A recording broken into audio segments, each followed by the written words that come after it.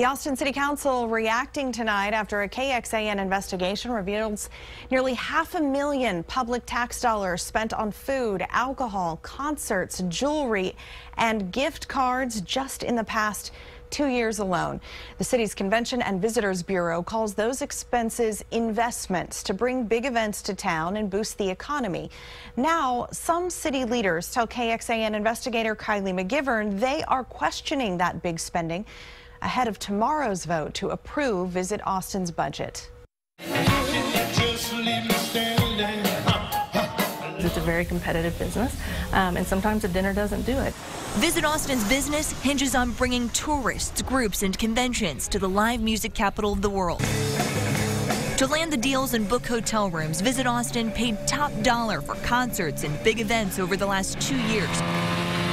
More than 13,000 during last year's Formula One race weekend. More than $6,100 on tickets to see Adele.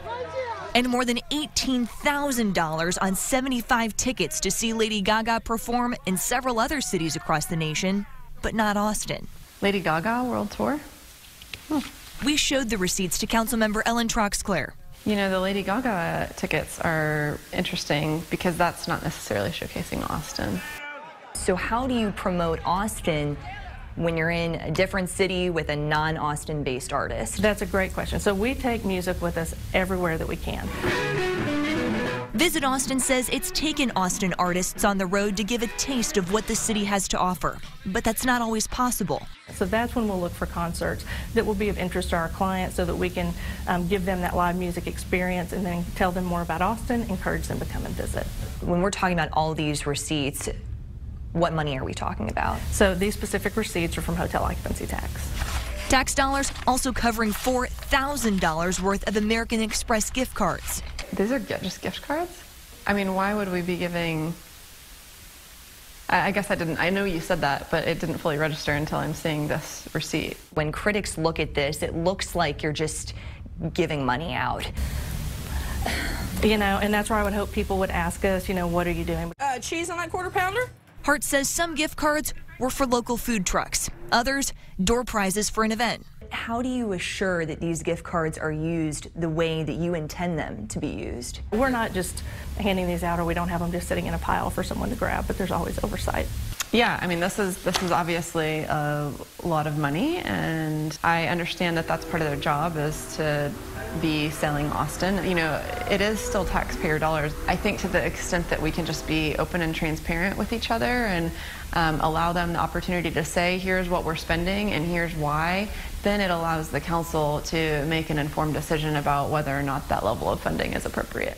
Tomorrow, City Council is expected to vote on Visit Austin's budget and how the group plans to spend nearly $15 million in hotel occupancy tax collections. That's the money generated when people spend the night in Austin hotels. That pot has grown to $90 million this year. The reason why some council members and critics are calling for more scrutiny.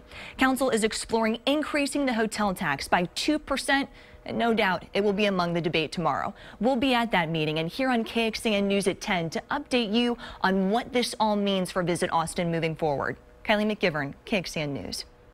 And during our interview, Visit Austin said it would start posting yearly audits and more details about its spending online for anyone to see. And shortly after last night's report, Visit Austin President and CEO Tom Noonan sent the City Council and Mayor a 3-page letter with more details about those expenditures.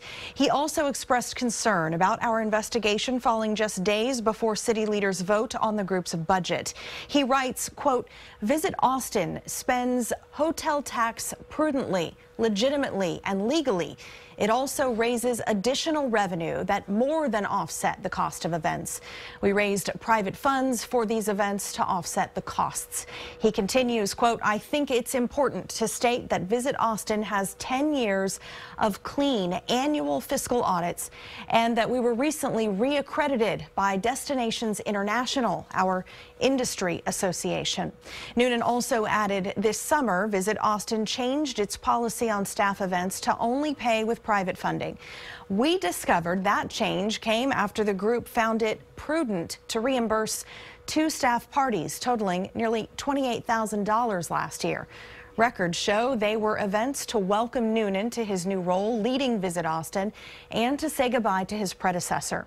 Noonan says anything initially covered with public funding was eventually repaid with private money.